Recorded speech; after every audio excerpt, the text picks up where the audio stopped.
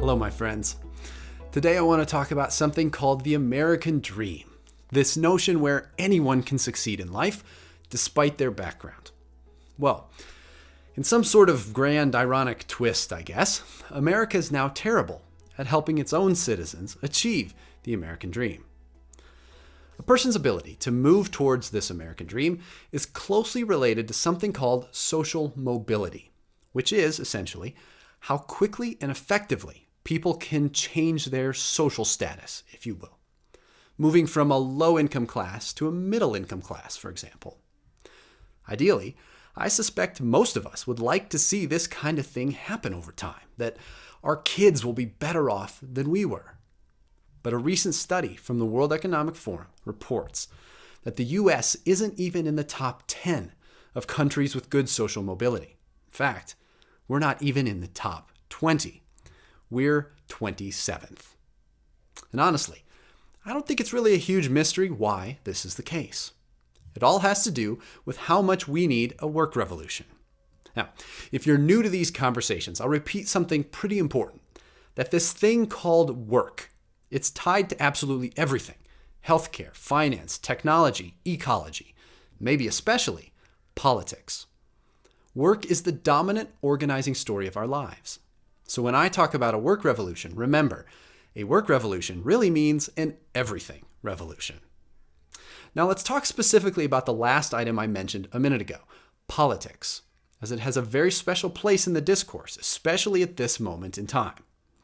Right now, in the US and around the world, we're seeing a rapid acceleration in the conversation about racial injustice in the Black community.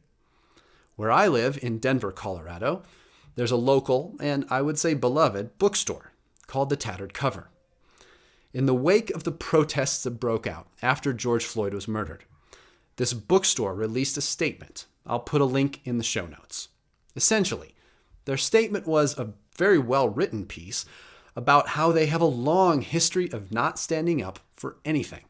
Not for LGBTQ rights, not for less violence in schools, even though Columbine is literally down the street, and how they see their attempt at neutrality being related to free speech, and therefore the right thing to do. This response was not very well received. Now, I'll give them credit because after the swift backlash, they learned quickly and apologized sincerely. I'll link to that too.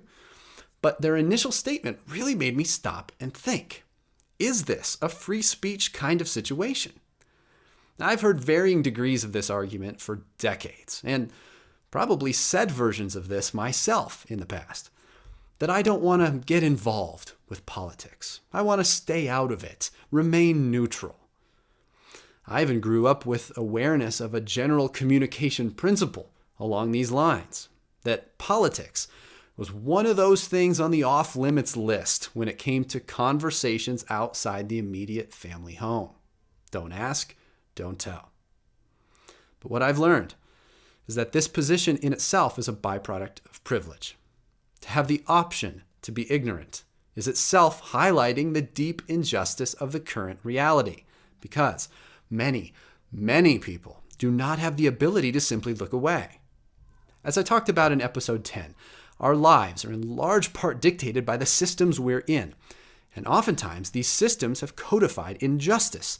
So a great many people have to stare into the face of an unfair political system every single day. They don't get the option to look away. Which leads us back to the topic of politics. In one of my favorite podcast episodes of all time, I'll link to this too, a thinker I very much admire named Rob Bell explains the origin of the word politics.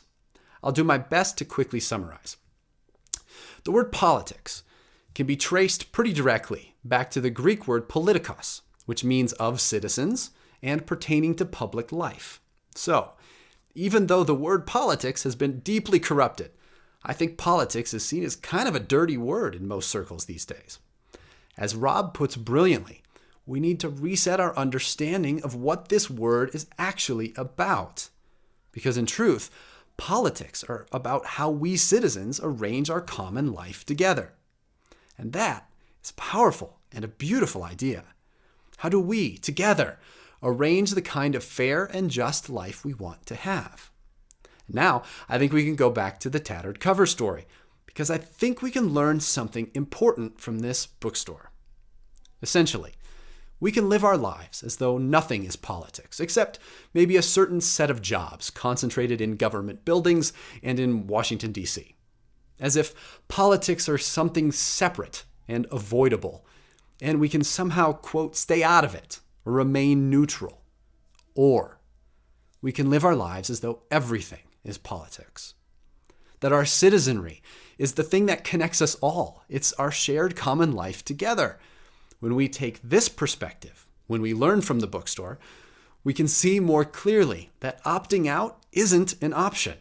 Because many times, the decisions that are being made in the, quote, political space are the very things that are hindering social mobility for so many. The American dream isn't happening because we, me and you, have largely abdicated the role each of us, you and me, need to play in politics. As citizens who genuinely care about how we arrange our common life together. Who care about building systems that lift up all of us, not just some of us. When more of us see that politics isn't something reserved for a select few, but is the ongoing work of all of us who call ourselves citizens, I think we'll start to see some real lasting change. And now is definitely the moment for that. See you next time.